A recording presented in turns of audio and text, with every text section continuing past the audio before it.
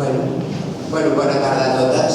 En primer lloc, ens sap greu tant per nosaltres que heu vingut com per l'exponent el fet que sigui avui precisament quan haguem convocat aquest acte. Hi havia bastantes més companyes inscrites, però clar, tenint en compte la situació en la que estem, doncs hi ha dificultats per arribar, som conscients del moment actual, no? I aleshores, en primer lloc jo li voldria agrair a la Carme i a la Lucía el fet d'estar aquí. Aquest és el primer xerrada que fem d'un cercle de xerrades. Des del Col·legi de Treball Social, aquesta Junta ens va proposar que teníem que donar un pas amb les polítiques de gènere. Ens sembla que perquè som una professió feminitzada ja no hi ha discriminacions perquè totes som iguals. I precisament el fet de ser una professió feminitzada el que fa és que tinguem determinades discriminacions i determinades desigualtats des del valor del nostre treball, professionalitat, etc. Una miqueta també a vegades es pot concebre que és la continuació de la feina que fem en l'àmbit privat que la portem a l'àmbit professional i això de valor. És per això que hem fet aquesta comissió. Una cosa que hem fet és canviar els estatuts, a partir d'un canvi d'estatuts que hem de fer per a la col·legiació obligatòria, també hem donat la perspectiva de gènere i els hem analitzat tots i hem fet uns estatuts que no discriminessin. I una de les coses, hem fet formació per a la Junta de Govern, formació també per a les col·legiades que volguessin, en temes de dir com nosaltres podem aplicar la transversalitat de gènere en la nostra actuació professional. Perquè a vegades segurament repetim, i nosaltres treballem amb persones i moltes vegades segurament repetim els estereotips de gènere en la nostra intervenció professional. I és una cosa que tenim aquí un repte de dir com ho fem. I és per això que hem pensat que obrim ara un cercle de xerrades. Tenim aquí el prospecte on estan totes i que aquesta propera pugui vindre més gent i que també esteu totes invitades a les següents. La d'avui comencem per dona i salut. Quines diferències hi ha, com està, quines discriminacions, etc. I per això tenim el luxe, que jo us ho dic molt en sèrio, és un luxe tindre-nos aquí i us ho agraeixo moltíssim, perquè són dos referents en l'àmbit de Catalunya sobre la salut de les dones.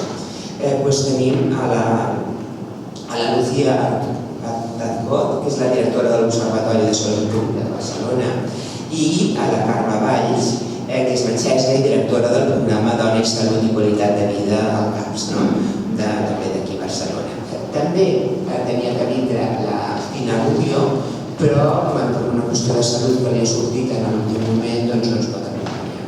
Una mica pensava que primer féssim una intervenció cada una d'elles i després un debat entre elles per després obrir un debat entre totes o ofertes, ho podem fer així en plan comissió familiar. Moltes gràcies.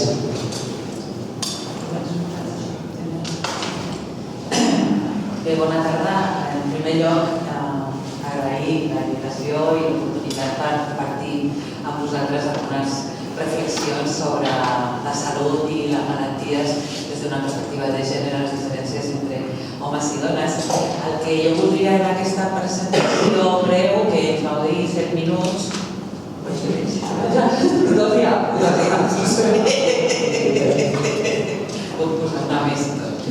el que tractaria és de presentar un marc per entendre els diferents patrons de salut i de malaltia entre homes i dones. Tenim patrons diferents, de fet tenim diferències en l'esperança de vida. Sabeu que l'esperança de vida dels homes és 6 anys o 7 més baixa que la nostra. Per contra, nosaltres tenim pitjor qualitat de vida. I tenim diferències de sexe, diferències biològiques que són responsables de que hi hagi malalties que es presenten en homes i no en dones, per exemple, les relacionades amb la pròstata, les de l'ovari són pròpies de dones, però també hi ha diferències per raons biològiques, el curs de les malalties pot ser diferent, des dels símptomes que poden ser diferents, a la resposta al tractament, al pronòstic, en fi. I tot això, d'una part per diferències biològiques, diferències de sexe, que la Carme sap molt més que això. Jo volia centrar-me a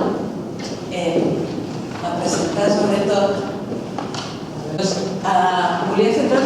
en examinar no tant les diferències biològiques que expliquen patrons diferents de salut i malaltia entre homes i dones, sinó les diferències relacionades amb la construcció social del sexe, les diferències, les desigualtats de gènere. Llavors, la primera cosa que abans d'entrar directament en les desigualtats de gènere, que jo crec que amb freqüència hi ha una idea molt vaga de què són les desigualtats de gènere en general i en la salut en particular. I el que sí que m'agradaria concretar, perquè realment sí que hi ha uns eixos molt clars que ens permeten entendre per què hi ha desigualtats de gènere en la salut. Però abans de començar per les desigualtats de gènere en la salut, m'agradaria presentar-vos aquest que és el marc per entendre les desigualtats socials en la salut en general. En primer lloc, crec que és important que totes tinguem en compte i tinguem present que la contribució de l'assistència sanitària a l'estat de salut és relativament modesta. L'assistència sanitària contribueix un 20% a la salut. El 80% de la salut depèn de les condicions de vida de les persones. El 80%. Ara bé, això no vol dir, perquè això s'ha utilitzat durant la crisi, que els sistemes sanitaris no siguin importants. Són fonamentals. Sistemes sanitaris de qualitat, perquè quan estem malaltes necessitem un bon sistema sanitari per curar-nos.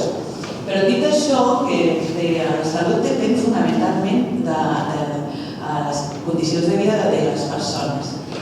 I aquest és el model de les desigualtats socials en la salut. Quan parlem de desigualtats socials en la salut, parlem de diferències en la salut entre col·lectius que són sistemàtiques, injustes i evitables. Estan creades socialment. És a dir, és sistemàtic, injust i evitable que les persones en situació social més desfavorida tinguin pitjors indicadors de salut i una menor esperança de vida. No és injust tenir un problema, jo què sé, que els homes tinguin problemes de pròstata i nosaltres no. Diferències socials, diferències en la salut entre col·lectius que són sistemàtiques, injustes i evitables. Llavors, aquest model és un model per entendre les desigualtats socials en la salut. Està basat en el que es va fer a la Comissió per les Determinants Socials de la Salut, ho va fer la Comissió per les Determinants Socials de la Salut de l'Organització Mundial de la Salut. Es va canviar aquí a Espanya per introduir, per exemple, com un dels determinants de la salut, l'esfera domèstica i familiar. L'Organització Mundial de la Salut considerava exclusivament el treball remunerat, cosa que ja és un biaix de gènere. I també, per tenir en compte la situació, nosaltres, la comissió aquesta va treballar, jo diria que 2011 o així, sobre aquest marc de desigualtats de salut, i tenint en compte com estàvem a Espanya, ens semblava fonamental afegir l'habitatge, l'accés a l'habitatge. I aquest marc modificat de l'OMS jo encara l'he modificat més, perquè entre els eixos d'estratificació social he posat la diversitat funcional, que sovint és molt oblidada. Llavors, en aquest marc el que es diu és, però finalment, si la salut depèn de les condicions de vida, les condicions de vida depenen fonamentalment de les polítiques, de les polítiques. Que hi hagi governs o polítiques que poden afavorir, per exemple, l'accés a l'educació superior per les persones, perquè totes les persones, independentment del seu nivell socioeconòmic, puguin accedir a la universitat o puguin accedir a l'habitatge, farà que les desigualtats entre els diversos eixos de desigualtats socials siguin menors, o les polítiques de mercat de treball, o les polítiques de l'estat de benestar. Finalment, això és el més important per a la nostra salut. Llavors, des d'aquestes polítiques determinaran el nivell de desigualtats entre aquests eixos de desigualtat. Classe social, gènere, edat, ètnia, país d'origen, diversitat funcional.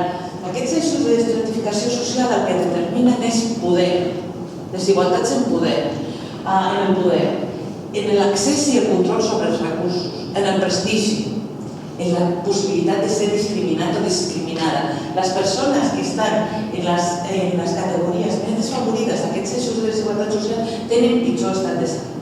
I, per exemple, abans es comentava els sectors feminitzats, masculinitzats. Aquí, per exemple, polítiques del mercat de treball. En general, les polítiques del mercat de treball tendeixen a perpetuar la divisió sexual del treball. La La divisió sexual del treball que atribueix als homes un paper protagonista i principal en la vida en el treball remunerat i a les dones la responsabilitat principal en l'esfera domèstica, en el treball domèstic i de cura. Aquí comença la primera, en tant que es perpetui aquesta divisió sexual de treball, és una de les principals arrels de desigualtat.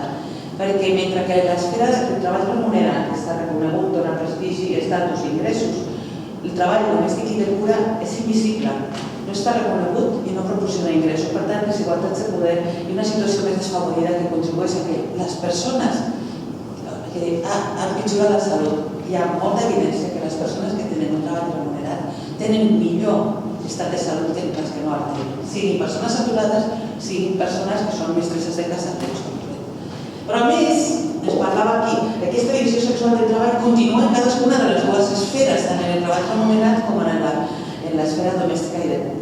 En el treball remunerat, perquè hi ha una segregació, comentàvem abans, comentava Sara, una segregació horitzontal del treball, homes i dones treballem en sectors diferents, però això no és neutre. En general, els sectors feminitzats són sectors que reprodueixen en bona mesura tot allò que se suposa que hem de fer a casa, estan pitjor remunerats i menys reconeguts. Jo a vegades m'enfado quan diuen les desigualtats de gènere en el mercat de treball, diuen a igual ocupació, igual salari per a homes i per a dones. La qüestió és que nosaltres tenim més tendència, més probabilitat d'ocupar llocs de treball en sectors feminitzats. I per tant cobrarem menys. Si els homes treballen igual que nosaltres en el sector feminitzat, cobraran igual de malament. Però és que són pocs els que treballen en sectors feminitzats. Per tant, atenció a aquesta segregació horitzontal, perquè moltes vegades hem vist que hem donat molta importància a la segregació vertical, al sostre de vidre, que ens costa promocionar, tenim dificultats per promocionar. La segregació vertical és tota una trampa. Sectors feminitzats poc valorats, com poden ser el sanitari, que cada vegada està menys valorat, com més dones pitjor, el treball social, el sector de la cura en general, l'educació, la neteja. Per tant, aquest mercat de treball que reprodueix, que perpetua aquestes desigualtats de gènere, que, repeteixo, diferències sistemàtiques i injustes i evitables, aquestes desigualtats de gènere també porten a desigualtats de classe social, perquè és que per ser dones estem ocupant llocs menys qualificats. I per tant, en general, es multipliquen les desigualtats de gènere i de classe. I ja si comencem a analitzar les desigualtats d'ètnia del país d'origen i les diversitats no funcionen, ni té cuenta. Però aquí és que hi ha una extraordinària interacció. Ocupem llocs de treball que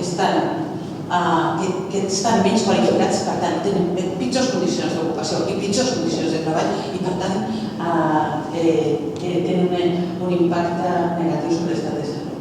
Però, a més, en tant que el treball ens determina no només exposició a condicions de treball, sinó estatus, relacions, prestigi, ens col·loca també en una situació de classe social desfavorida que s'associa amb pitjors condicions, amb pitjor estat de salut. Això era en general, però si...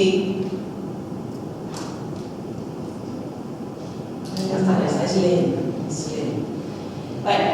Llavors, analitzant només aquest eix de desigualtat que era el gènere, com podem entendre les desigualtats de gènere en l'estat de salut? Ja he parlat abans que evidentment hi ha diferències biològiques que es poden explicar a diferents patrons de salut entre homes i dones. Aquestes desigualtats de gènere és important tenir en compte aquests 4 elements. La socialització de gènere. Des del moment del naixement se'ns assignen i es treballen unes normes que dicten el que és correcte, el que és femení i el que és masculí. El que es considera conducta femenina i el que es considera conducta masculina. Tot allò que transgredeix la norma és penalitzat socialment. I si és penalitzat socialment pot tenir un impacte negatiu sobre l'estat de salut. En aquest sentit, això de les normes del que és femení i el que és masculí, és interessant, per exemple, les conductes relacionades amb la salut. Forma part de la socialització de la masculinitat tradicional perquè l'adopció de conductes de risc. Els homes han de ser valents, han d'arriscar.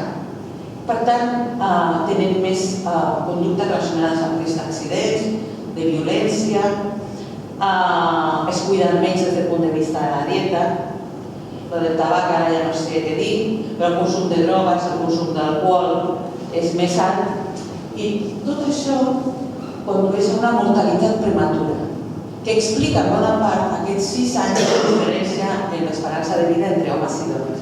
Aquestes conductes que són el que significa doing gender, diuen els anglesos, hacer género. Tienen que ser valientes, tienen que ser hombres. A més, entre altres coses, això de ser valents vol dir no, entre cometes tot, no reconeixen la feblesa. Els homes no ploren, però els homes tampoc no reconeixen que estan malament i per tant habitualment arriben massa tard als serveis sanitaris per als trastorns de salut i estan massa avançats. Consumeixen menys atenció primària, però consumeixen més atenció especialitzada perquè arriben tard. Altres qüestions, això de les normes i els rols de gènere. Relacions de gènere estableixen com ens hem de comportar, relacionar dones amb dones, homes amb homes, dones amb homes, i en general estableixen una jerarquia. Per exemple, és interessant llegir literatura catalana i a més sobre les persones trans. Persones trans, homes trans, que han passat a ser dones trans, de manera repetida, una de les coses que més observen, dones que han passat a ser homes trans. De manera repetida, una cosa que li donen molta importància és que ho repeteixen, diuen, ara m'escuchan. Ara, quan parlo en una reunió, m'escolten, no m'interrompen. A més, quan demano un increment de salari, un augment de salari, és que em miren en sèrio. Això de m'escolten. Moltes dones probablement hem tingut aquesta experiència de que estàs parlant en una reunió de 10 persones, parles tu i opinen bastant poc i a mi parla un home que ha dit una tonteria molt més grossa que el que he dit jo, però li fa cas. Orientació sexual i identitat de gènere. Les normes de gènere dicten que si soc dona m'han d'agradar els homes i els homes les dones. Tot allò que sigui transgredir aquesta norma pot tenir un impacte negatiu en l'estat de salut. Hi ha moltíssima evidència de que ja des de ben petits nens i nenes que tenen una orientació sexual contrària a la norma tenen problemes de salut, de naturalesa psicològica, problemes socials per relacionar-se, discriminació, òbviament, i la identitat de gènere, per exemple, la norma dicta que si jo soc biològicament dona, em senti dona, i tot allò que transgredeixi aquesta norma establerta tindrà un impacte negatiu sobre l'estat de salut. I això durant molts anys, sobretot el tema de les conductes, el tema de l'orientació sexual i l'identitat de gènere i la relació de l'estat de salut és més present. Però durant molts anys en salut pública ens hem quedat amb l'anàlisi d'això. Ens han criticat molt. S'han criticat molt perquè no hem tocat el poder. I el que hi ha, un dels aspectes més importants, jo diria que el més important, les desigualtats de gènere, les desigualtats en el poder entre homes i dones. I aquí, per exemple, hi ha desigualtats en l'accés i control sobre els recursos. Per exemple, en el cas de l'assistència sanitària s'ha documentat menor esforç diagnòstic i terapèutic per les dones. A igual problema de salut, a igual gravetat, l'esforç diagnòstic més probable, per exemple, els professionals sanitaris, tant homes com dones, també fem gènere, tendeixen a pensar que davant d'una mateixa explicació de la simptomatologia les dones estem nervioses, estem histèriques, estem sobrecarregades i surts amb un ansiolític, i en els homes és més freqüent que demanin proves complementàries. Fins i tot hi ha molts trastorns de salut. Nosaltres, per exemple, en la psoriasi greu, en les dones és més freqüent sortir amb una crema emol·lient i en els homes un fàrmac, jo no sé, no sé d'això. La medicina sempre es va quedar... Però bueno, menor esforç, diagnòstic i terapèutic. Desigualtats en el poder, això que si una cosa tenim clara és que hi ha desigualtats de classe en l'estat de salut, de manera que les classes socials més benestants tenen millor estat de salut. Classe, poder, estan íntimament relacionats. I ja finalment la divisió sexual del treball, de la que us parlava abans, crec que és interessant examinar. Hem examinat molt la relació entre un dels temes que més hem analitzat és la relació entre la conciliació de vida laboral i familiar i estat de salut. Moltes vegades ho hem fet des d'una perspectiva, sobretot fa anys, des d'una perspectiva molt simplista, que donava per suposat que si les dones hem de carregar-nos de la doble jornada, aquesta doble jornada fa que tinguem sobrecàrrega de treball i conflictes per compaginar les dues esferes. Això és extremadament simplista des del punt de vista de salut. Després hem d'adoptar una perspectiva interseccional, que vol dir que, com a mínim, la classe social no és el mateix compaginar vida laboral i familiar per una dona, per una treballadora qualificada que per una dona poc qualificada. El problema des del punt de vista de salut és per la dona poc qualificada. Més tard hem après que no només hem de tenir en compte el treball domèstic, la responsabilitat del treball domèstic i de cura, sinó el paper de breadwinner, de persona sustentadora econòmica principal de la llar. En un país com aquest, que és un model de família tradicional, a les dones se'ns atribueix el rol de, se'ns assigna, no se'ns atribueix, se'ns assigna, el rol de responsabilitat principal de les cures i del treball domèstic, i als homes el rol de ser breadwinners. Amb la crisi econòmica hem vist que compaginar vida laboral i familiar efectivament afecta des del punt de vista de la salut, és fatal, té impacte negatiu sobre les dones menys qualificades, sobre les treballadores menys qualificades, però també sobre els homes menys qualificats, també sobre els homes. I això per què? Perquè en el moment que apareixen que hi ha dificultats econòmiques en la llar, es pressiona a l'home, als homes, més que a les dones, perquè incrementin els ingressos, perquè treballin obligadament més hores o facin el que sigui per incrementar ingressos. Tant aquest paper de breadwinner, que si no hi ha dificultats econòmiques fins ara no havíem trobat la estat de salut, ara sí que importància també de les desigualtats de gènere en els temps de treball, i ja acabo amb això. Les dones, en molts casos, sobretot aquí no tant, però a la resta d'Europa hi ha Holanda, el 70% de les dones treballen a temps parcial. A Suècia, que és el paradigma de la igualtat, és una societat bastant desigual, menys desigual que la nostra, però Déu-n'hi-do, treballa el 40%, a Dinamarca també a temps parcial. Treballa a temps parcial, 40. Sí. Treballar a temps parcial és un treball que té pitjor qualitat, sobretot quan és un treball que està pensat com a temps parcial, no com a reducció horària, que jo, això, una reducció horària per motius que sigui, moltes vegades per la cura de la família, però quan està pensat en termes de treball a temps parcial, de pitjors condicions de treball de tot tipus, fins i tot menys ingressos, però pitjor pagat per hora, no perquè treballis menys hores.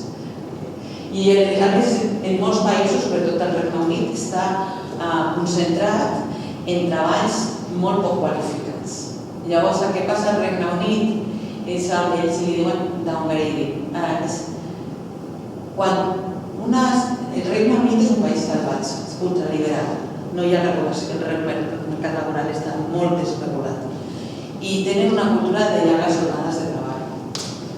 Llavors s'espera que els treballadors treballin moltes hores. Quan una dona, com és un país ultraliberal, no hi ha pràcticament guarderies públiques. Les guarderies són cares.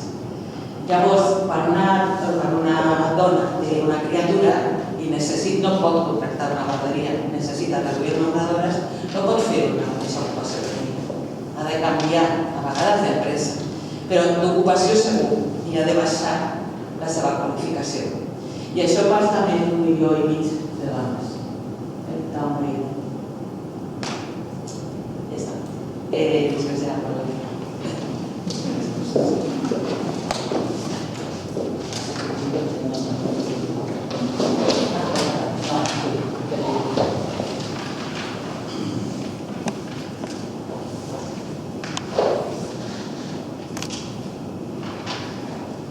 Podia ser, però és igual, anava a dir, deixa l'última, però com que... Bueno, no, si deixes l'última diapositiva d'ella, perquè em parlo una cosa que llavors és el de tot.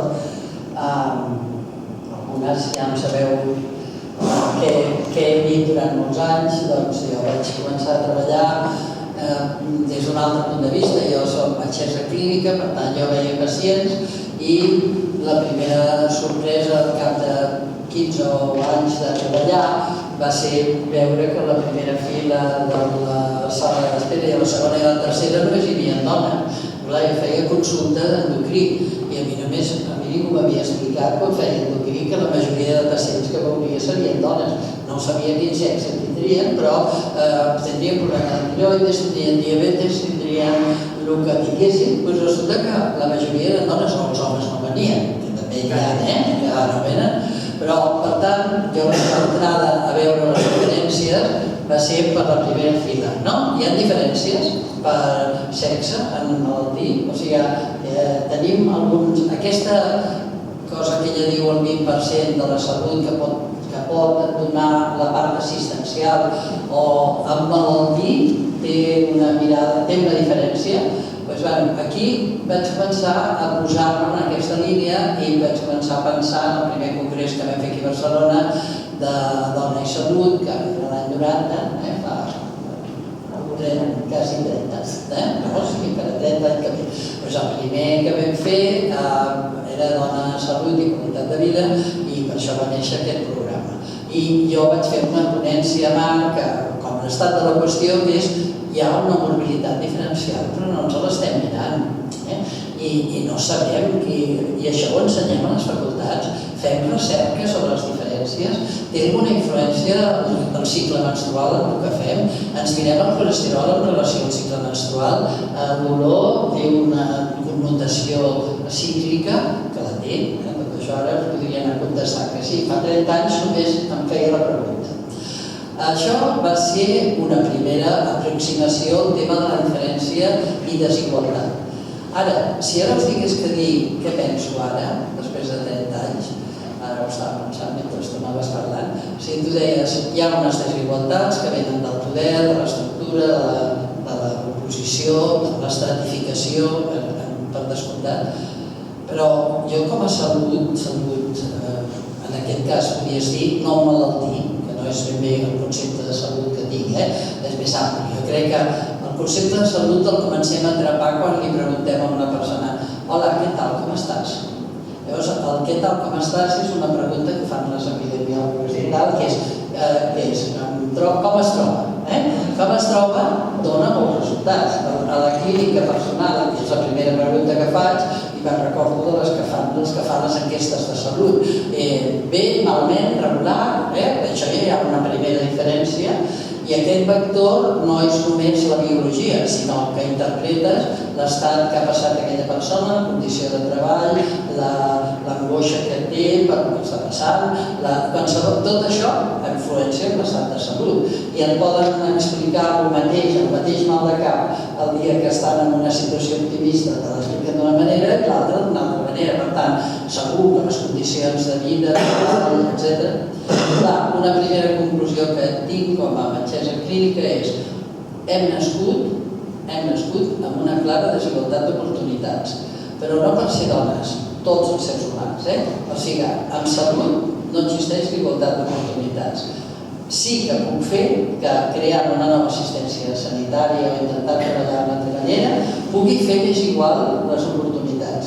I això m'hi he dedicat. O sigui, a veure si podem crear unes condicions que igualin les oportunitats.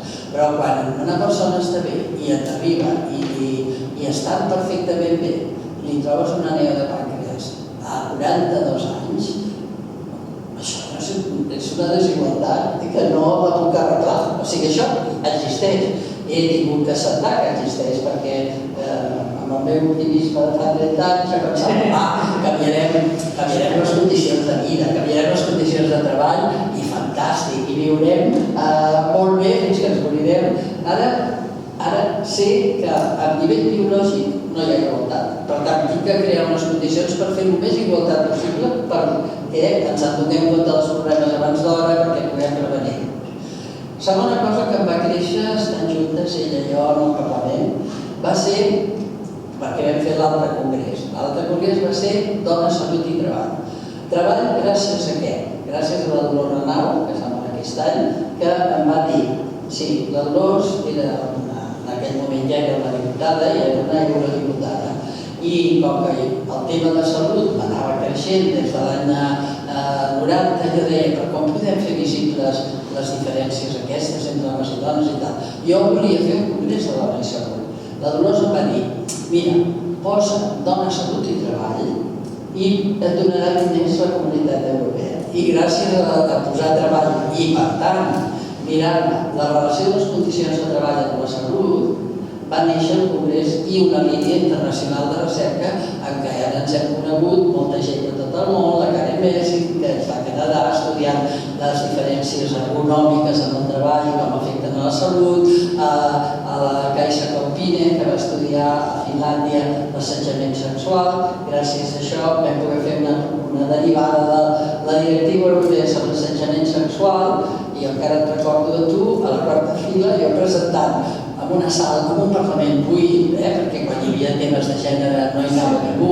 Aleshores hi havia jo presentant la proposta de posar una directiva i ella, amb 3 més que veníeu, però sí que venies acompanyada, però és que em recordo perfectament perquè m'estaves mirant, anava somrient, tu havies treballat amb l'assetjament sexual, no sabia que avui estava darrere de tot això, però m'encanta que avui sigui perquè condicions de treball van ser una altra manera de veure la salut que tenien les persones que jo no havia pensat com a metgessa clínica, no ho tenim, inclús abans no ho teníem ni que posar a la història clínica.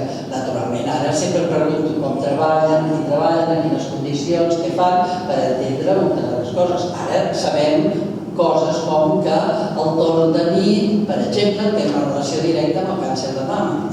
I el càncer de mama ara l'indemnitzen a Dinamarca, els sindicats han de demanar l'indemnització de les infermeres que treballen en torn de nit, cosa que això era inverossímil. Primer, ja no hi havia biòlegs o metges, inclús és igual, especialistes en càncer de mama, que haguessin relacionat mai que el torn de nit podia afavorir té relació amb la melatonina, que baixa la melatonina, llavors el cicle menstrual s'altera i per això hi ha més càncer de mama al torn de nit i per això l'acaben indemnitzant. Però clar, indemnitzar-lo laboralment és molt important perquè saps tu que costa que una mal d'esquena creguin que és per culpa d'alguna raó de treball. Sempre serà perquè la dona és més dèbil o les mestres tenen un mòdul al coll i els diuen vostès que no sap fer anar la veu. És veritat que tenen més nòduls al coll les joves que les grans, perquè les grans saben dominar millor la gràcia i les joves no. Però això és un tema d'edat en relació a la formació que els diguis en l'equip. Per tant, les condicions de treball, l'efecte químic en l'ambient, per exemple, no ho sabíem, ho vam saber llavors també, el 96, amb les afectades en un hospital, perquè les havien fumigat al servei de microbiologia i els havien dit que eren histèriques i a partir d'aquí aquestes histèriques van poder ser indemnitzades 8 perquè han quedat invàlides per haver tingut que respirar el mateix aire perquè el servei de medicina preventiva de l'hospital els va dir que eren histèriques. Per tant, van tenir que respirar el mateix aire contaminat, ara sabem, amb un organofosforat i van quedar amb una lesió crònica del sistema nerviós central. És fort, però tot això va néixer des del 90 cap aquí. A mi el 90 em pregunteu què passa amb la salut i treball i us dic que no ho sé. El 96 això va avançar i vam fer el primer congrés i sí, i aquí és l'altra cosa que m'ha crescut. Almenys, si ja naixem amb unes certes desigualtats d'oportunitats biològiques, no les empitjorem amb un treball que ens pot matar. Sigui per condicions de treball, només falta el treball precari, és molt menys capaç de crear, de poder... Els treballadors no poden ni anar al comitè d'empresa a dir, els que ja van al comitè d'empresa també es troben que el comitè d'empresa millor passa, això també ens hi hem trobat, comitès d'empresa que no volen saber res de les condicions de treball o dels horaris o de la flexibilitat. I el tercer gran aspecte de salut, que el tens posat en una línia no aquí sinó en l'anterior, que m'ha crescut Això és des del 96 fins al 2017. Des del 2012-2013, potser arrel d'haver estudiat aquestes dones afectades per substàncies químiques, llavors em neix un altre gran camp que tampoc està al dia de la medicina sobre aquest tema, que és el medi ambient, com pot afectar la salut. Ho tens posat en residencial, està bé, perquè ara acaba de sortir un article fet a base de l'enquesta de salut que feu vosaltres a l'INIM, els de baix, potser ja ha sortit fa un mes, com viure en un barri o en un altre que millora o no, o pitjora la salut mental i la salut física en relació a l'espai verd que tens més a la vora, i això ho han calculat via satèl·lit. Un article super així, complex, en què barregen la vostra enquesta de salut amb els estudis que estan fent sobre ambient i sobre estar en una zona verda a la vora o no estar-hi. Però això canvia la salut de les persones, també. I no ho havíem pensat, això. Tampoc ho preguntava, a quin barri viu vostè? També, un altre tros de la història clínica és a què treballa, quin horari fa i vostè on viu. I l'altra pregunta és, a la seva empresa una vegada li han posat algun insecticida que tothom va sortir dient quina pudor que fa, i així he pescat molts casos que després em venen amb fibromiàlgia o fatiga i resulta que han estat afectades per un insecticida primer. Per tant, imagineu-vos la complexitat. Ella ha explicat una complexitat. És veritat que qui està pitjor amb aquestes fumigacions? Per exemple, els que tenen menys recursos, les dones de fer feina, perquè tenen que netejar sobre una habitació que ja hi ha posat l'insecticida. Qui va quedar més afectada? Doncs sí, les tècniques de laboratori, perquè hi havia metgesses també que van valorar allò. Però la metgessa passa una estona, mira el llistat, firma l'anàlisi i se'n va. La tècnica estava tota l'estona allà respirant el mateix aire. Per tant, a mesura que baixava l'escalfor social, l'afectació ambiental era cada vegada més gran. Per tant, dintre de la complexitat d'aquest 20% de salut, que jo no ho sé fins quin punt és un 20, ella ho ha dit, això seria una discrepància, a l'assistència sanitària cobreix el 20, o hi ha en aquest moment una afectació de salut que és molt més que el 20 i que és invisible encara. Jo sempre dic que hi ha problemes invisibles, primer, que un cop els fem visibles, a les dones sempre se'ls consideren inferiors. Suposant que descobrim una anèmia, l'anèmia de la dona té que ser 10 vegades, però 2 vegades inferior a la de l'home. Se li diu que ha de tenir menys ferro, ha de tenir. Per què ha de tenir menys? Diu, el sangren molt, dic, estupendo, però vol dir que se té la regla molt abundant, molt bé, doncs aleshores vol dir que això li fa perdre molt de ferro, molt bé, però perquè hem d'assumir que és normal que tingui ferro, el que és freqüent. Per tant, en el tot de la biologia hi ha una barreja de freqüència i normalitat que també vaig posar en el llibre de Dones, Salut i Poder per pensar aquests temes. I després, a dintre del que suposa la salut de la dona, hi ha un gran interès, com en tota la resta, a controlar-la de qualsevol manera. Un control són els estereotips de gènere, no? Has d'assignació, has de fer això, has de tenir fills, has de cuidar els grans, has d'anar ben arreglada, has de... és agotador, aquest has acaba afectant la salut mental profundament de les persones, perquè clar, sempre has de ser més perfecte, has de seguir un model, no t'ho pots passar mai bé. No, això sempre la meitat de la visita per dir-los passa-t'ho bé, disfruta del teu cos, disfruta de la teva vida, però clar, totes han de fer, doncs aquesta és una contradicció molt gran.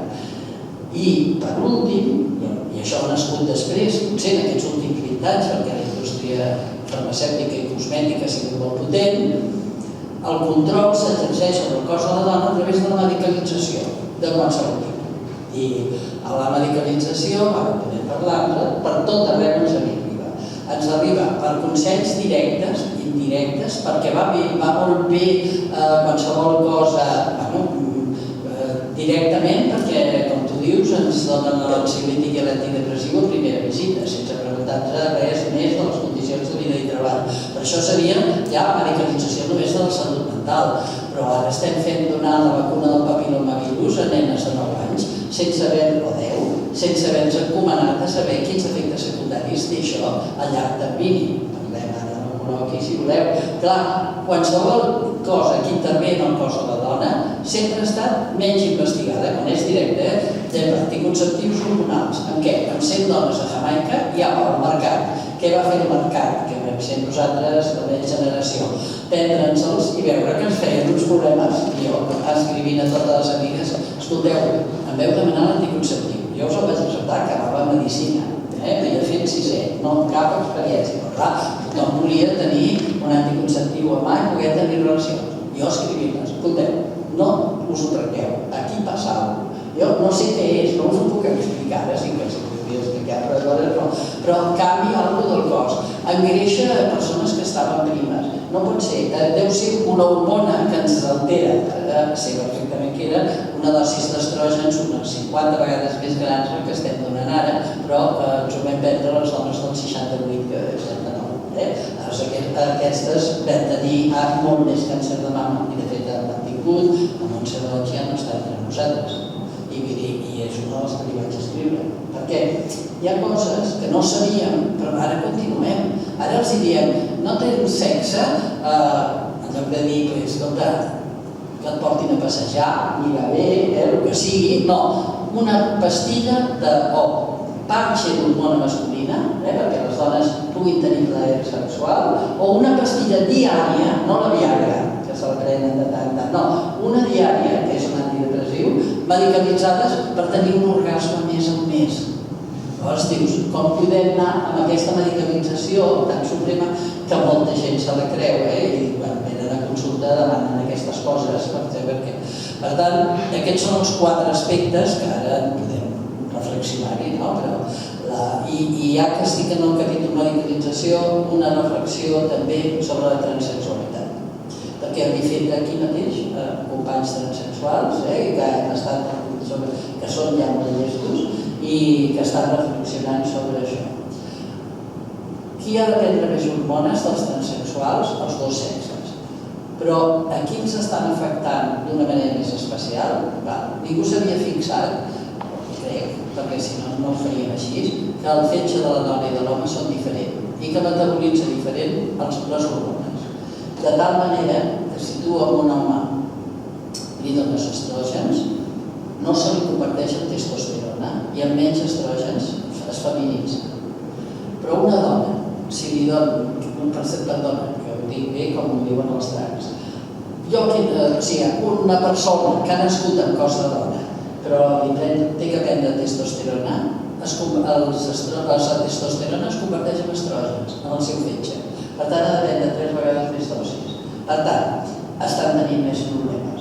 Les que naixen amb cos de dona, estic solidari amb les membres de la meva espècie, perquè de fet han nascut amb cos de dona i elles també es pregunten, he de mantenir la regla? Hi ha molts que estan mantenint la menstruació perquè diuen, potser vull tenir fill jo, potser vull tenir un fill. Per tant, mantenen la menstruació, alguns no mantenen tota la medicació i els que mantenen tota la medicació reconeixen que es troben malament perquè s'està metabolitzant el seu fetge. Sabíem que el fetge d'homes i dones eren diferents? No, ens ensenyaven a la facultat? No. Algunes farmacèutiques ja ho diuen i ja ho expliquen, però encara m'he trobat un gran líder farmacològic dient no ho sabem clar això de les diferències. I vaig dir, home, doncs ja et passaré articles, vaig dir, home, perquè era passaré articles que veuràs la diferència de metabolisme d'una hormona amb un fetge que ha nascut amb una senyora XX o amb una XY, però són diferents. I està, més que sapiguem això, començaríem una altra mirada sobre el cos humà.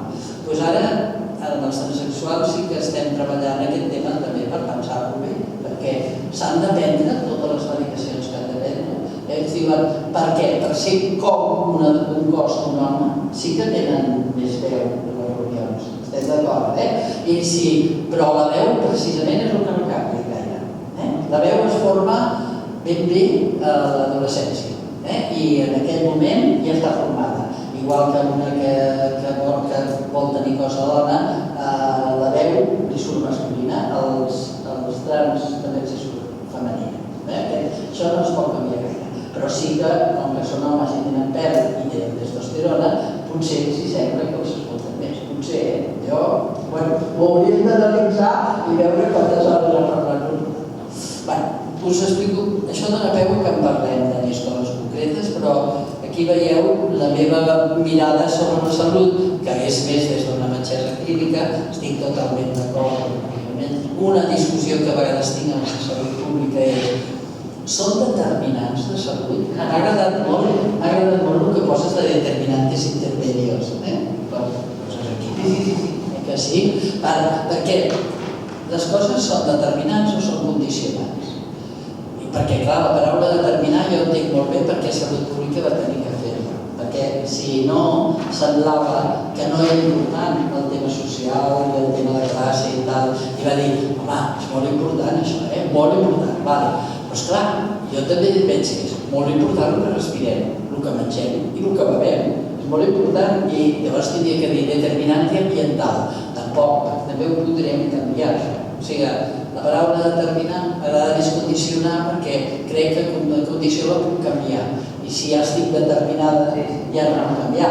He nascut en una classe social X, però estudiar, no treballar, no fer una altra cosa i puc canviar el meu estatus, això no vull dir que vulgui canviar de classe, perquè més cada vegada es valoren menys. Tothom, quan preguntem quina classe social és, en principi ja no preguntem gaire les enquestes, perquè si ho preguntes tothom et diu classe media. Ningú vol ser ni classe alta ni obrera. Això era una època en què era èpic ser obrer de la construcció del tal i ser de comissions obreres. Però era una època. Llavors ara tothom pot ser classe mitja. Per tant, el determinant és condicionat. A mi és igual, perquè el que vull és si puc canviar-ho. Perquè com que hi ha desigualtat segur d'oportunitats, doncs a veure si puc tenir una mica d'hora d'aquestes situacions. Però és complex, el tema aquest, perquè clar, la salut té tantes vessants que segons com fem els estudis té... L'estudi que vam fer juntes, que és molt interessant, vam fer juntes un estudi sobre les metgesses de Catalunya. Aquest estudi, que està a la Fundació Galatea penjat, ens ho va demanar el Col·legi de Metges. La seva demanda era: creiem que les metgesses de Catalunya tenen més problemes de salut mental que els metges. Com ho dice? Com ho diu? Què diu? O sigui, vostès demanen un estudi sobre la salut o ja té la conclusió? Perquè si té la conclusió no cap, perquè ens van contractar en el cas. Llavors, les que hi havia a la reunió quasi van posar vermelles. Llavors vaig dir, no, si vostè ens vol contractar per fer aquest estudi, el fem, però llavors a metges i metgesses i comparem quin estat de salut físic i mental tenen metges i metgesses. Fem l'estudi i surt que realment no tenim més problemes de salut mental, però sí que prenem més analgèsic les metgesses que les metges, per tant hi ha més dolor. Fins aquí la part farmacològica. Però una cosa, gràcies a la Lucía, que ha estudiat sempre molt bé les condicions de treball, encara sé que ens va posar tot, i si vam fer una enquesta molt definitiva de treball, què és el que els molesta més a les metgesses? Tenir fills? No. Els fills s'hi suposava una satisfacció. Primer, perquè tenen gent que les ajuda i per tant els fills s'hi podien dedicar. Per tant, per elles el fill era un factor en bon d'estrès. Però en canvi no podien suportar, no poder decidir res sobre les condicions de treball. Arribar al dematí a l'ambulatori i tenir 40 visites cada 10 minuts o 5 i no poder decidir res sobre això era el seu factor d'estrès. Per tant, la seva condició de treball les estava afectant el seu estrès físic i mental. Conclusió del Col·legi de Metges. Estan estressades. Els hi farem un curs antiestrès. No, llavors resposta. No, per favor. El que elles diuen és que volen una democràcia en el seu treball. O sigui, que puguin decidir i que no sigui el cap del director del centre de primària. Això és important fer treballs ben fets. Jo sempre dic, això que vam fer amb la Lucía, perquè si no ens entenem. Perquè aquest treball dona per dir-s'hi. Naturalment no han fet cas. I han fet un curs de liderazgo i estrès en el Col·legi de Metges. Però ha servit per dir, quan les metgesses es queixen d'un problema i els metges també, mirem també com tenim organitzada la sanitat potser les necessitem d'una altra manera, tal com està ara, no dona resposta als professionals que estan allà, que estan mandats a fer uns horaris i a sobre no poden atendre la diversitat. I això és una conseqüència d'un treball que barrejava treball i salut. Bé, moltes gràcies. Vols dir una cosa? En tot cas, ara ho dic, no? Vull dir, participem en un torn de paraules. Referent a el que tu dius de les condicions de treball, també des del col·legi ara estem començant a intentar veure el tema de la... Hem creat una comissió, i se'ns ho dic, àmplia, una comissió una miqueta que es va relacionar amb la salut dels treballadors socials, relacionat amb les agressions que se'ns estan incrementant i després les condicions de treball i l'estrès, evidentment, no hi ha els riscos psicosocials. Estem començant, hem creat una comissió per començar a pensar com ho fem, no? Vull dir, perquè és una miqueta també el que deies vosaltres com a professió feminitzada, poc valoritzada, que podem decidir moltes vegades també molt poc, que parem davant d'una crisi. Hem sigut, no? Ens hem posat aquí a primera línia i com ens han atacat, etc. I bueno, també ho volia compartir que vosaltres també ho sapiguéssiu. No m'enrotlo amb vosaltres. Està bé que ja dic que faig un comentari. Em sembla una iniciativa genial. Això de que estàs dient, analitzem quines són les condicions de treball, a més tot el que amb les agressions, el treball emocional i tot. Crec que és important dues coses. Una, que l'anàlisi la feu utilitzant marcs que tinguin a veure amb el vostre treball concret. És a dir, no serveix partir d'un model genèric de risc psicosocial. El risc psicosocial no aterra, o sigui, són marcs que no aterren en les condicions específiques. No pots utilitzar per mesurar la situació psicosocial el mateix instrument per una persona que treballa d'obrera en una línia de la SEAT que per vosaltres. Això és molt important. I l'altre, en relació amb el treball emocional. Una sortida molt fàcil és consultores per contractar una consultora que cobra una pasta i que normalment són molt glamuroses per ensenyar a gestionar l'estrès i les emocions. Això és salut pública, li diem culpabilització de la víctima. Blaming the victim. Llavors, pots experimentar una millora en el curt termini, però si continuen unes condicions de treball de molta pressió assistencial, pressió emocional, probablement excés de treball fa molt. Això falla, no serveix. Però les empreses, les organitzacions, se senten que estic fent coses per la meva gent, però l'únic que estan fent és dir, companya, que no saps gestionar les teves emocions i t'estresses perquè has d'encima trabajar y encima eres trabajador. Però això és molt important, les intervencions individuals, si no van acompanyades d'intervencions sobre l'organització, sobretot de l'organització, estan condenades al fracàs. I això la literatura científica establida. I ja sabeu que no tenim que encarregar causes assessors. No.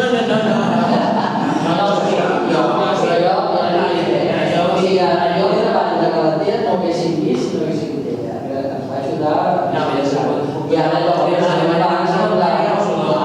ho explico el que passa, que en el cas que han fet el curs de lideratge en temps 3 en el col·legi. Fixeu-vos, això del lideratge està fent l'Institut Català de la Salut, lideratge femení. I llavors, no sé exactament com va aquest, però sí que tinc una dada molt concreta. En general, el del lideratge femení, el que pretenen és ensenyar-nos a les persones que han de ser o que volen ser lideresses a comportar-se com els homes que són líders. De manera que han de ser assertives, a més col·locar-se de manera, una mica allò de xapalante. I és que en realitat que diuen el lideratge és un, que és el que s'ha exercit sempre, de manera autoritària, poca empatia, no s'ha valorat els sentiments i demés. Pues para que triunfen les tenemos que enseñar a hacer eso. Exacto. dius, no, si jo vull valorar els efectes, compartir... I l'altre, en les de l'ICS, em van explicar una vegada que fa poc, feien aquest curs de lideratge femení a professionals sanitàries. I llavors els van fer una enquesta de a veure què és el que més, o sigui, què esperaven sobretot d'aquest curs, què volien aprendre. Llavors, les que organitzaven aquest curs, eren maquíssimes, diuen que, una diu, em vaig quedar deprimida, perquè resulta que el que volien aprendre és a ser resilients. És a dir, accepten que les condicions continuen igual, però a ver si yo me aguanto mejor. I va ser la principal expectativa que tenien aquestes professionals sanitàries. Això m'ho van dir fa 3 mesos o així. Quines coses. Acceptem el món com és. Si està fatal.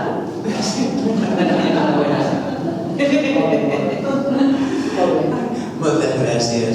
En tot cas, paraules, jo crec que molt interessant. Moltes dèieu que sí amb el cap, per tant, està bé, esteu d'acord, però dieu-nos en què esteu d'acord i en què la llum és d'acord. No, ja sé.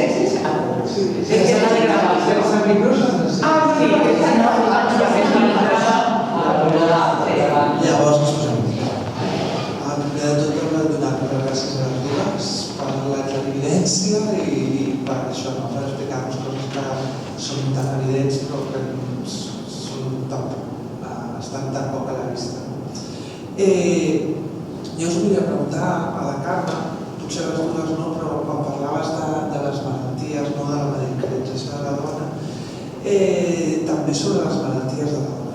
Jo ara estic en una generació d'amigues, de companyes, en què comença a aparèixer la malaltia a l'entorn i ens repetim les unes a les altres, que determinades malalties que tenen a veure amb les dones estan condemnades a ser cronificades o parlaves de papil·loma, per exemple, el virus de papil·loma, una malaltia que ens recomanen els homes, que és una epidèmia actualment, que pot degenerar en determinats tipus de càncer i en la mort, que per als homes no suposa cap tipus de malestar. I hi ha una sensació això, que no hi ha inversió en recerca, que es plantegen mesures com la vacunació indiscriminada de nenes amb cepes de virus que sembla ser que no tenen l'eficàcia que hauria de tenir i que l'únic que fan és això, poder tenir determinades conseqüències a llarg termini que no coneixem. I intentar comparar això amb la malaltia amb la infecció de l'HIV o altra, que són malalties que han afectat a homes fonamentalment en el seu moment d'un estat social determinat en els que s'ha fet un salt científic i d'evolució en tractaments molt diferent. I preguntar-me la nostra opinió al respecte.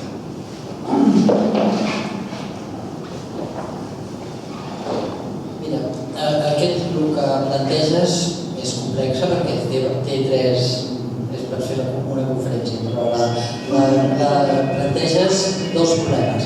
Ara, per la teva edat, m'imagino... No, ja està. Per la teva edat, deus no sé, això. Llavors, apareixen uns problemes a la salut de les companyes que totes comentem. Hi ha problemes problemes reals, perquè fa 50 anys que vivim amb un mateix xassis, per tant els ossos se'n ressenten. Segon, ja desapareix la menstruació i això és una sort perquè deixem de perdre ferro i llavors tenim molta més energia pels pròxims 30-40 anys que tinguem de vida. Això va molt bé.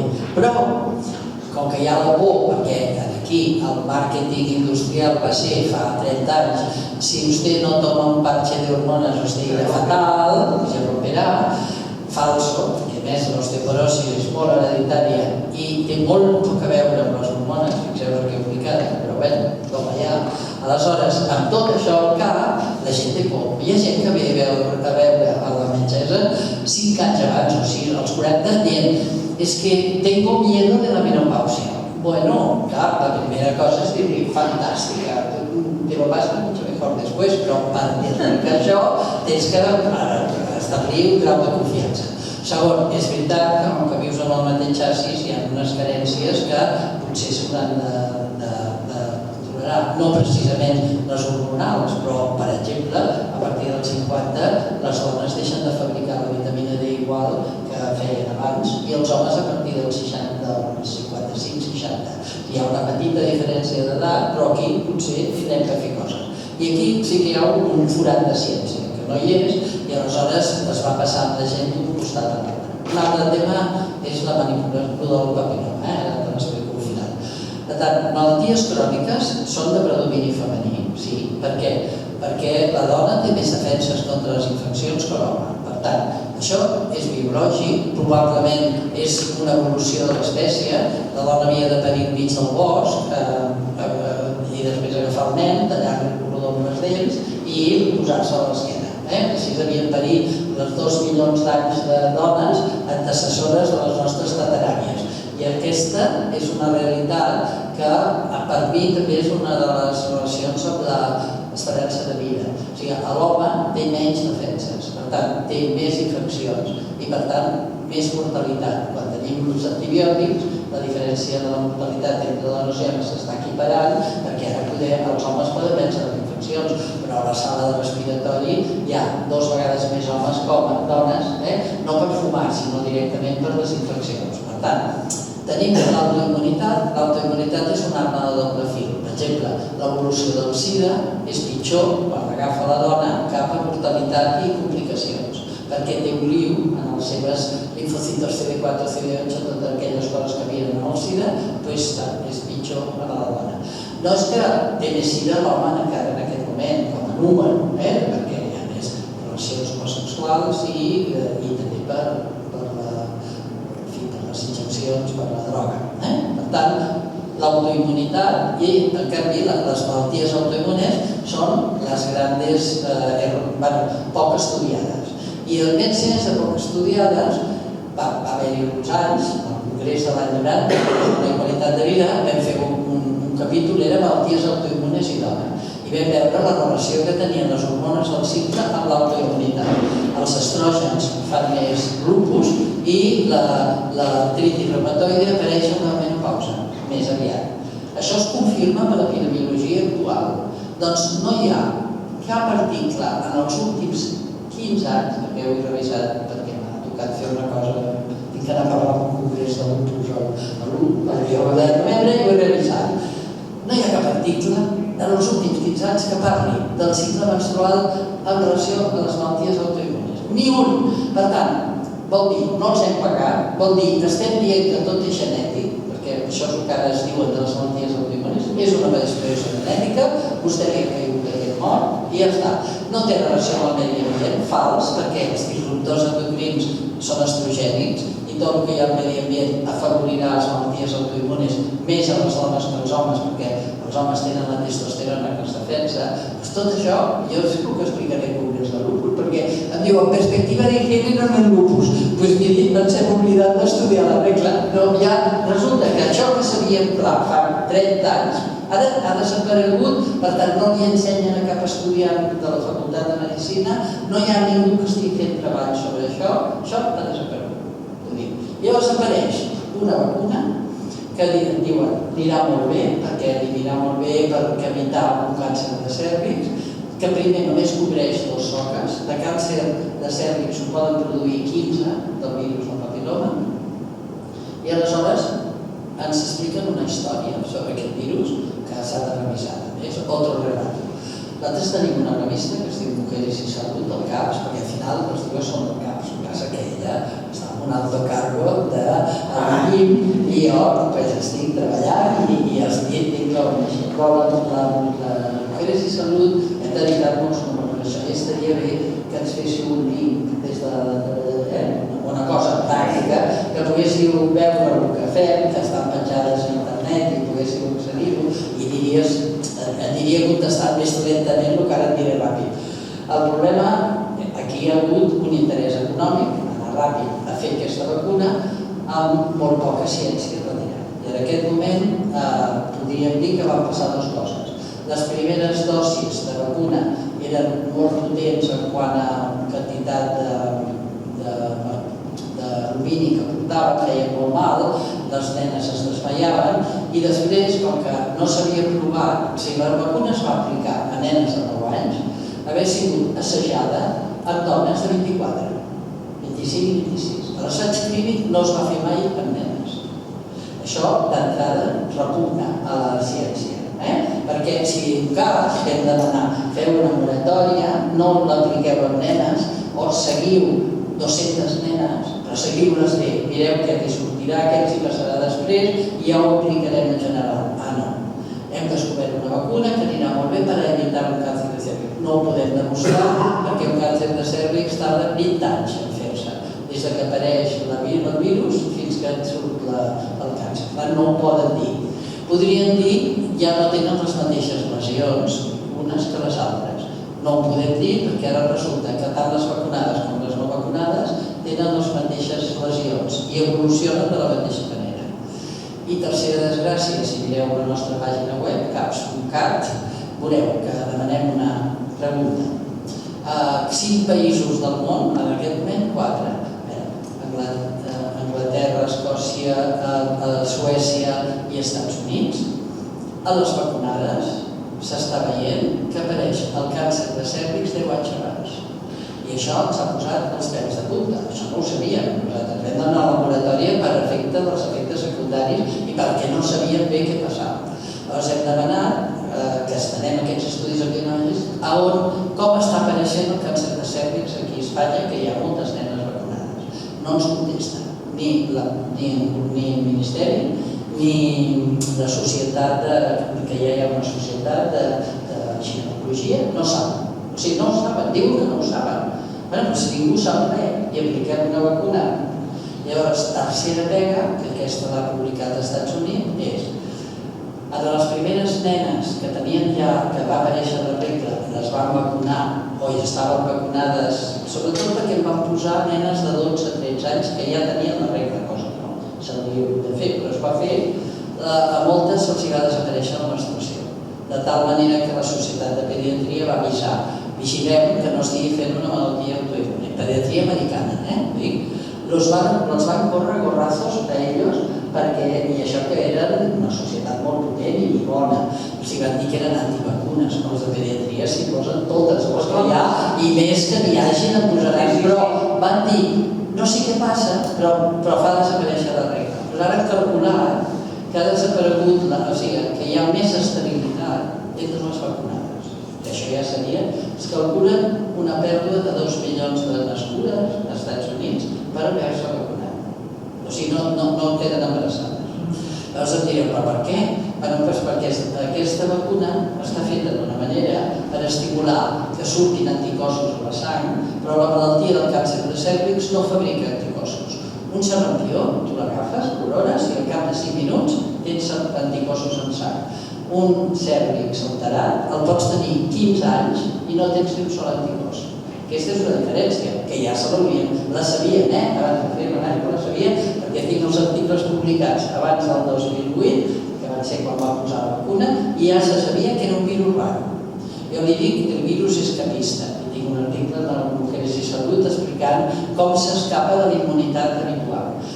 Van pensar-se que era un virus com els altres, i no ho és. Aquest virus treballa per dins i, per exemple, tenen més risc les que fumen i les que prenen anticonceptius hormonals. Això t'ho diu el prospecte de la vacuna. Qui se'l llegeix, el prospecte? Ningú. Les mares tenen que posar la creu que vacunin els nens sense cap informació. Llavors, al final m'he posat un PowerPoint penjat perquè t'enteris més i més el que et dic, i encara hi hem demanat al Ministeri, quan hi hagi un de Ministeri, anirem a veure la ministra, que ens digui quants càncers de cèrvix tenim a Espanya, més o menys, perquè és greu aquest tema. Si al sobre que no en previngui cap, se sobre els adelanti 10 anys, perquè els ginecòlegs no estaven preparats a pensar en això.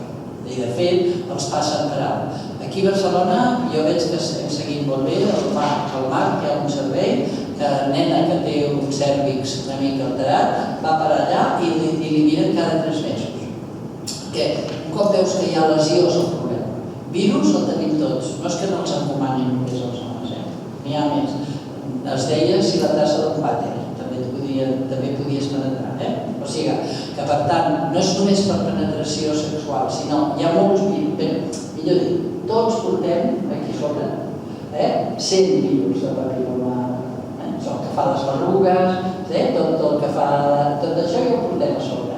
Llavors, el problema és que quan canvia la immunitat de la persona, aquest virus penetra més a dintre i fa aquestes lesions.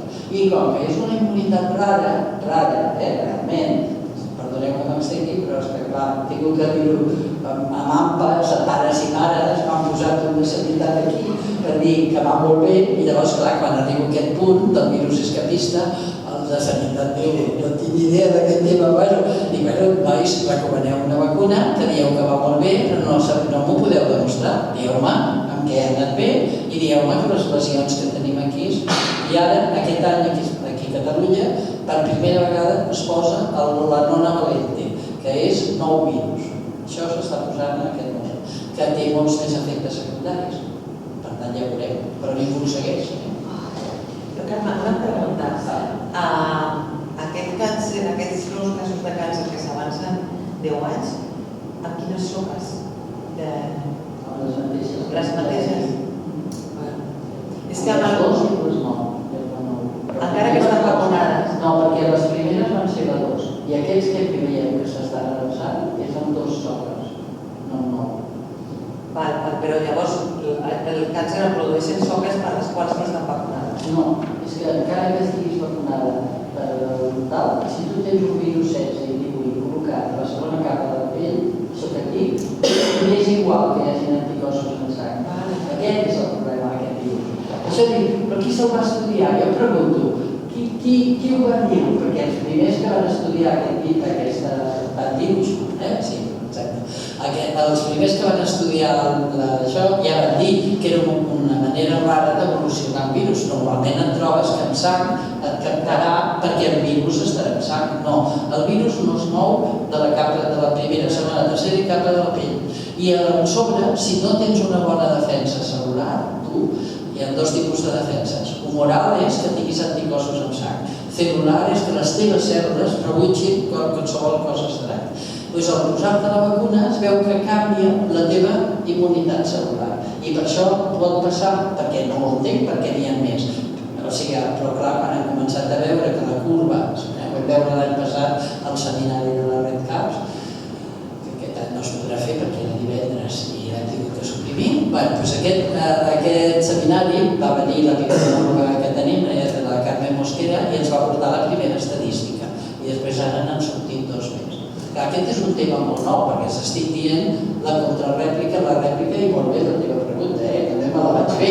Perquè, caram, si poses no tindries que tenir el 16 i el 18. Això és el que s'han imaginat alguns epidemiòlegs o immunòlegs dient vale, com que el sarampió el podem combatre amb una vacuna, doncs aquest virus també, però clar, si n'hi hagués en sang. Tu pots tenir un càncer en 3è grau i amb metàstasis de cèrvix i no tenir ni una antigen en sang, perquè no passa a la sang. Això és la diferència. Què passa? Quin resum pràctic és? El que apliquem a les dones no ho estudiem bé. Resumo molt ràpid, perquè si la teràpia hormonal substitutiva també la van vendre com una gran solució, fins que van aparèixer més càncers de mama a les que prenien teràpia hormonal i ens les vam, jo no me'l vaig empalmar, però ja vaig tenir previsió, però bueno, quantes dones em van dir retrògrada, a mi m'ho van dir, en un grec, un ginecòleg que va dir retrògrada, vas con carro y nosotros vamos con Rolls Royce. Però les que iban con Rolls Royce ja estan mortes, perquè han fet el càncer de mama. O sigui, que noies, el que us dic és que a sobre, quan intervenim en aquest 20%, podem fer moltes caparades. O sigui, podemos decir que existimos y en realidad lo ponemos peor que esto. Eso es lo del juramento hipocrático. Primero no dañar. Per això ara, home, jo tenia un metge, un ginecòleg catedràtic que va dir todas tratadas para siempre, titular de una vanguardia que li va fer així la Milagros Pérez Oliva, todas tratadas para siempre porque la hormona us irà fantàstica. I al cap de 10 anys va reconèixer que no i ho va dir també. Va dir, ho sento, m'he equivocat, això no ho podíem dir així. Això va ser honest el del clínic, però altres encara estan fent. I en qualsevol cas sí que s'inventeix molt més en la recerca relacionada amb problemes de salut dels homes que dels dones. Què som els de salut? És molt clar, sí. Alguna pregunta més?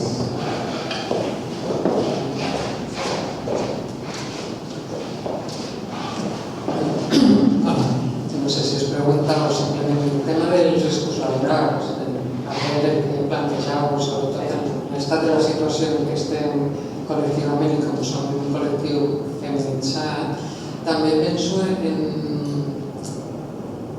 les organitzacions, sobretot en les que són més grans, en què tenen tota la unitat de riscos laborals. Però si penso en organitzacions que són de serveis més de la indústria, més de la productivitat i més que són més masculinitzats, tenen un estudi de riscos laborals molt determinats que poden també fer que canvien les organitzacions perquè al cap i a la fi el que volen és produir més, que hi ha aquesta barrera. I jo ara, com estic en una organització, una administració pública, que és majoritàriament feminitzada, el tema dels riscos laborals no veig de quina manera poden treballar des de la perspectiva, no d'aquesta que heu dit abans, de dir com controlar l'estrès, la resiliència i tot això, sinó realment per fer canvis en l'organització perquè la gent es pugui estar en millors condicions laborals. No sé si hi ha cap línia d'estudi dins de riscos laborals que es pugui consultar, que es pugui mirar per anar fent allò propaganda del tema i que la gent, els companys i companyes de riscos laborals s'ho mirin una mica.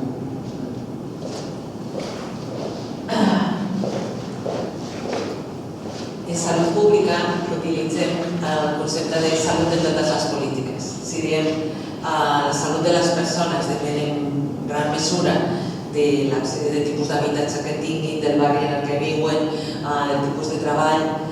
Llavors, jo crec que això es pot traslladar al món de l'empresa, i ho dic sempre, però els prevencionistes, anava a dir els prevencionistes clàssics, però és que els prevencionistes són clàssics, són tradicionals. Jo dic, amb el que està canviant, amb el que ha canviat el món, segueixen fent el mateix. A veure, les empreses funcionen bàsicament amb l'objectiu d'incrementar productivitat i d'incrementar guanys econòmics. I introdueixen canvis i tal, modificacions tecnològiques, d'organització del treball, que pot tenir impacte sobre la salut. Aquí, els serveis de prevenció de riscos laborals haurien d'estar implicats des del començament, en el moment en què es planteja una reorganització o el que sigui, per veure quin impacte pot tenir això sobre la salut. Certament, perquè jo veig de la prevenció de riscos laborals i jo vinc de treballar en salut laboral durant molts anys. Per mi el que es fa serveix de ben poc, de molt poc. A més, els riscos psicosocials és els riscos que són els més freqüents i en ocupacions com la de totes les que estem aquí són els més freqüents perquè un accident de treball ja tenim mala sort per tenir-lo, algun arromatge potser, però bàsicament són els riscos psicosocials, però precisament són aquells que se senten més incòmodes. Llavors, quan s'ha de passar la inspecció o el que sigui, s'ha de complir la llei, utilitzen instruments estàndard, que són el mateix que us comentava abans, els mateixos per professionals sanitaris, treballadors socials, els empleats de la SEA, i ja això ha passat. Llavors, clar, tu dius, aquests prevencionistes haurien de tenir una influència sobre el que passa en les empreses. No. ¿Por qué no? Porque les paga la empresa. Aquest és el problema. La Organització Mundial de la Salut, en un article publicat en una de les millors revistes biomèdiques, l'ACE, en 2012, fa una sèrie de analitza quins són els principals, el paper de diversos determinants de la salut, per exemple, pot ser la pobresa en la infància, que influeix sobre la vida adulta. I parlen del treball. Llavors el que diuen com a proposta és serveis de prevenció de riscos laborals pagats amb diner públic amb impostos de les empreses. Però que aquests professionals, aquestes professionals, es que no atacaran mai la mano que les ha de comer. Porque yo no lo haría, porque lo primero que quiero es comer.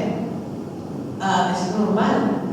Per tant, aquí tenim un problema, és un vici. Això no passa res amb altre àmbit relacionat amb la salut. Clar, resulta que li criticaràs a aquesta persona que et paga per dir escolta, és que si introdueixes aquesta mesura que anirà molt bé des del punt de vista econòmic, potser has d'acomiadar part de la gent o has d'introduir uns canvis que requereixen una formació addicional, en fi, ho has de fer d'una altra manera.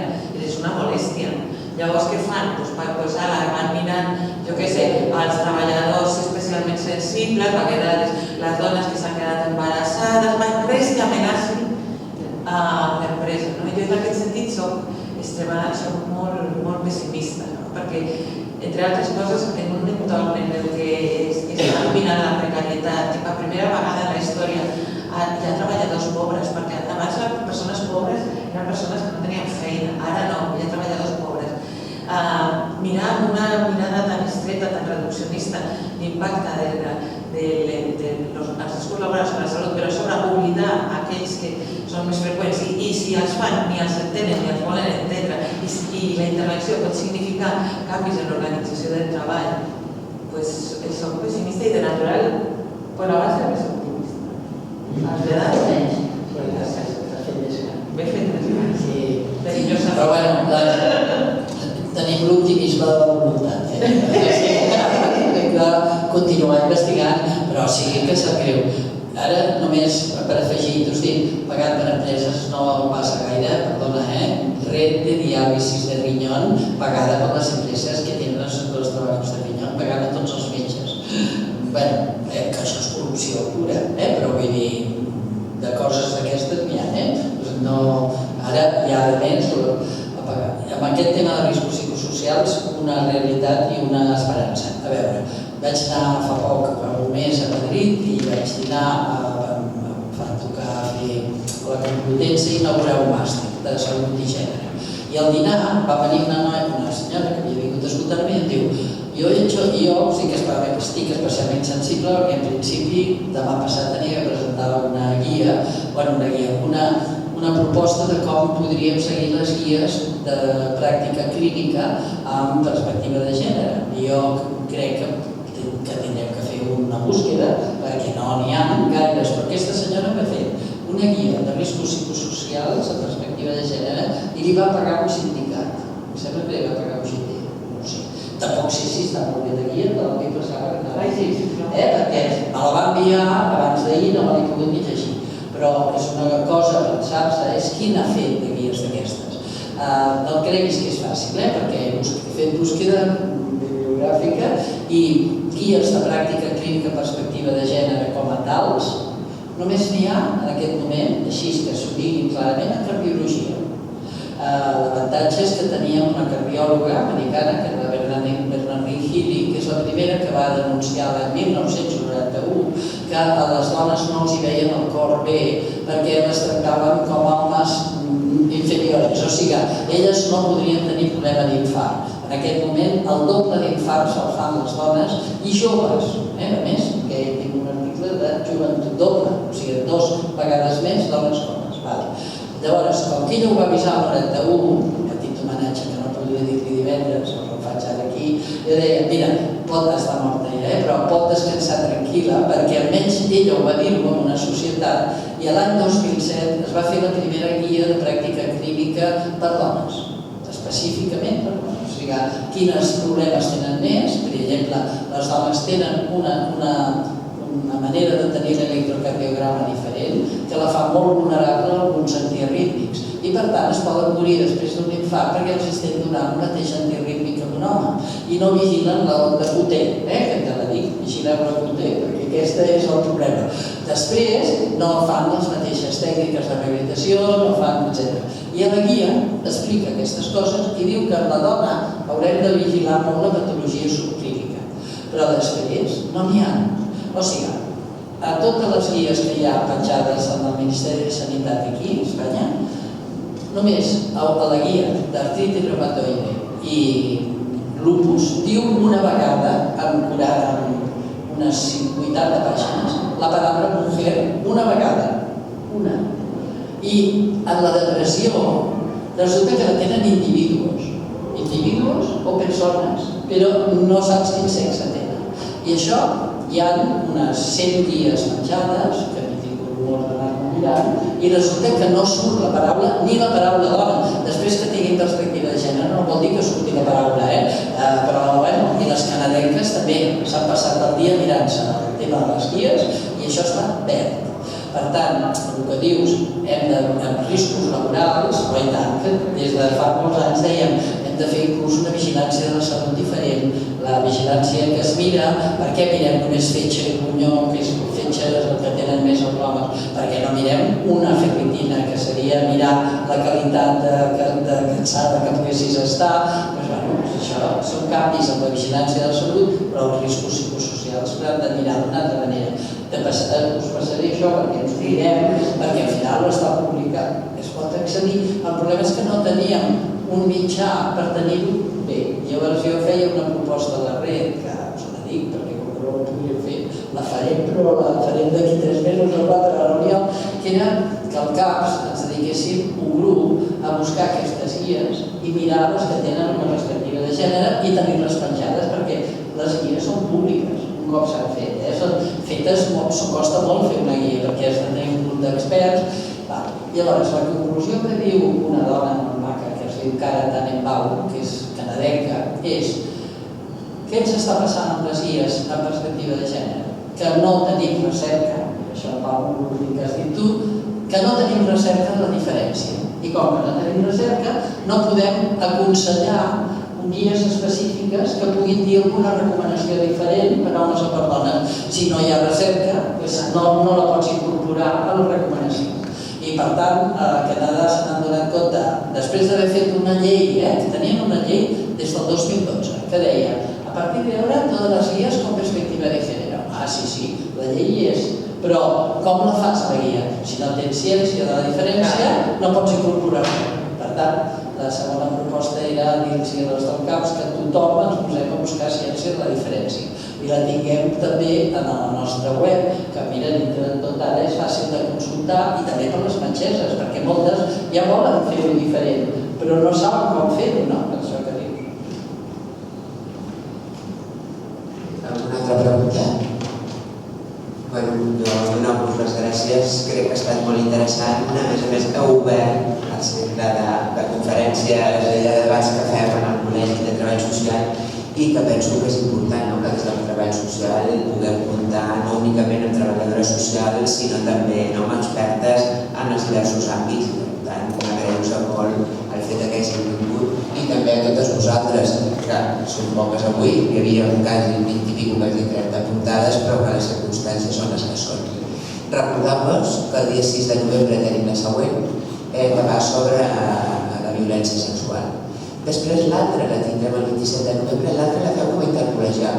Com sabeu, al col·legi hi ha una associació intercol·legial que agrupa quasi tots els col·legis professionals que hi ha aquí. I també sabrem un grup de dones on hi participem. I aleshores farem unes conferències i llavors la farem no únicament serà treballadores socials, sinó que hi haurà gent o professionals de les diverses professions dels diversos col·legis que puguin haver-hi. I finalment, no recordo el dia, però teniu aquí, jo crec que hi ha una molt interessant, que és el sense llar, les persones sense llar, la diferència entre homes i dones. I crec que és una cosa per nosaltres, per la nostra professió, veure aquestes diferències per l'hora de quan es planifiquen els recursos, les actuacions, etc. Doncs ens pot ser molt interessant. Moltes gràcies i ens veiem al proper ple.